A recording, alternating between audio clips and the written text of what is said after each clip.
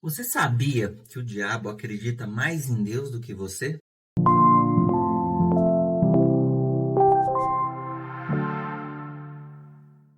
Polêmica essa comprovação, né? Essa afirmação que eu tô te falando agora. Olha só, esses dias eu tava almoçando com a minha esposa e tinha um mendigo na rua. Aí eu olhei para aquele mendigo e fiquei pensando assim, cara, por que será que aquele mendigo ainda continua sendo mendigo? Por que será que por que será que os espíritos ou alguma coisa continuam ainda obsediando, né? No espiritismo fala que aquele espíritos, quando a gente morre, transforma em espírito e tal, e ficam uns espíritos ruins obsediando. O que é? Utilizando aquela energia mental daquela pessoa. Então eu pensei assim, cara, tá, por que será que o mendigo ali ficam espíritos ruins obsediando aquele mendigo, utilizando daquela energia daquele mendigo? Assim, fiquei pensando, comecei a entender que aqueles espíritos fazem isso com o mendigo porque algum outro espírito maior que eles, né, na hierarquia deles, mandaram eles, né, fazer isso. Então, por exemplo, a pessoa morreu, né, e ela morreu e ela voltou a ser espírito, né?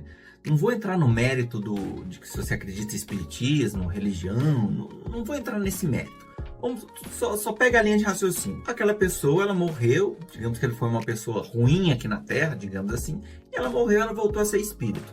E aquele espírito, ele começou a obsediar. Que significa o quê? Utilizar da energia mental daquele ser, daquele mendigo, para o seu bel prazer, para que aquilo, de certa forma, alimentasse ele. Mas algum outro espírito ensinou aquele espírito a utilizar daquela energia do mendigo. Ensinou aquele espírito a ficar em cima do mendigo para ele poder continuar no estado que ele está. Então, por que esse espírito maior quer que o mendigo continue do estado que ele está? Lógico que pode ser milhões de coisas, não vou entrar ainda nesse método de que pode ser a criação, pode ele ter nascido na rua, ele pode ser doença mental, não vou entrar nisso, vou entrar assim, numa coisa que o mendigo ele tá ali e aquele espírito fica ali em cima, né, falando, dando sugestões para ele no decorrer da vida dele inteira. Ficam nessa sugestão, né? Então, pensando nisso, eu percebi que o quê? Os espíritos ruins ficam ali em cima do mendigo para que o mendigo jamais descubra quem que ele é em Deus. Então, por o diabo entender que se aquela pessoa ela for revelada a identidade dela, se aquela pessoa for revelada o que ela veio para fazer aqui na Terra, ele jamais teria chance. Então, por acreditar nisso, o diabo, por entender isso, o próprio diabo já começa a impedir que aquela pessoa se revele Cristo, que ela se revele em Deus, que ela jamais entenda o que ela veio fazer aqui na Terra. Porque se nós fomos feitos imagem e semelhança de Deus, se o melhor dessa terra foi feito para nós, se Deus nos deu essa terra para que a gente possa governar sobre ela, então todo mundo nasce de certa forma, né?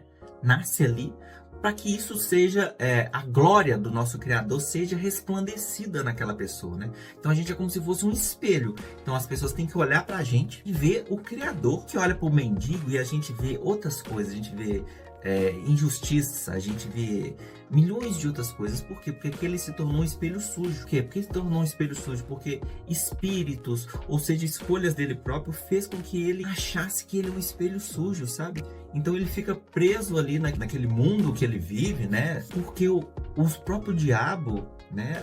Ele coloca essas sugestões na cabeça dele, manda outros espíritos ficarem em cima dele. Já viu quando às vezes você quer tomar uma decisão que poderia mudar a sua vida, mudar o seu destino, mas às vezes você não toma por conta de medo, que vem ali um espírito, alguma coisa, fala com você, o seu pai não fez isso não, então se seu pai nasceu pobre, você vai ser pobre também. Se você gostaria de abrir uma empresa e ninguém nunca abriu uma empresa que você conhece, vem muita dúvida, muito espírito ali falar. Por quê?